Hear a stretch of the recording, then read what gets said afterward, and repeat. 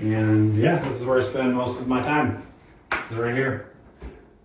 Usually from like 6 in the morning until 5 in the evening, I would say.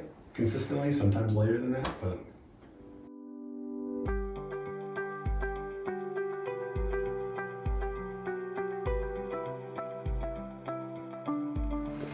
My name's Alex Pointer. I'm a senior character artist at a studio called Lost Boys Interactive. It's a subsidiary of Gearbox. I've been there for about 2 years and I'm currently the team lead on a project that I can't talk much about, like I was saying, but other than that, I'm kind of an associate art director at the moment for it as well. And before all of this, I was at a studio called Play Mechanics, which makes arcade games, for about 10 years. Lived in Huntley for 8 years now. From early childhood, playing Nintendo and Sega, PlayStation on up, along with just being interested in art. So by the time I got to high school, I realized maybe I could put those two things together and went to college for it. I probably would have to thank my wife for helping me get into the industry. I didn't take platforms like LinkedIn very seriously. After school, I didn't think that it was something that the game industry really leveraged to find people. And so I set up an account, a LinkedIn account. She helped me set it up and get my art on there.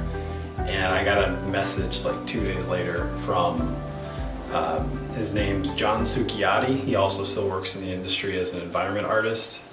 He reached out, liked my work, forwarded it on to the art director, Will Carlin, over at Play Mechanics, and I had an interview like 2 days after that, and that's how I landed my first job. It was a whirlwind, very quick thing, thanks to my wife and LinkedIn.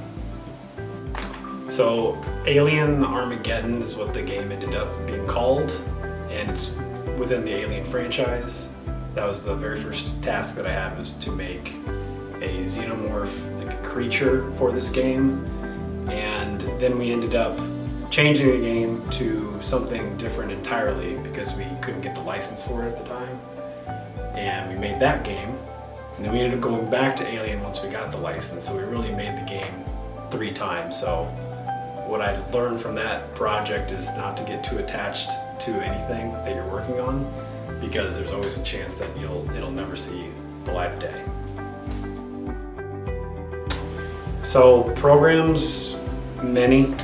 I have to work with Maya, I have to work with Substance Painter, ZBrush for sculpting, Unreal 5 is the engine that we use, Marmoset is for rendering and for baking textures.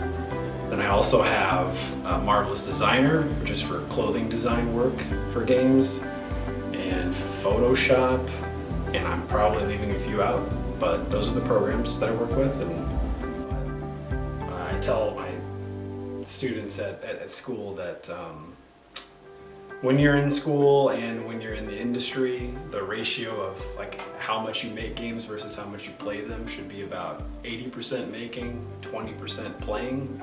If that ratio is flipped or not quite that, it's very difficult to be successful as a game developer, if not impossible.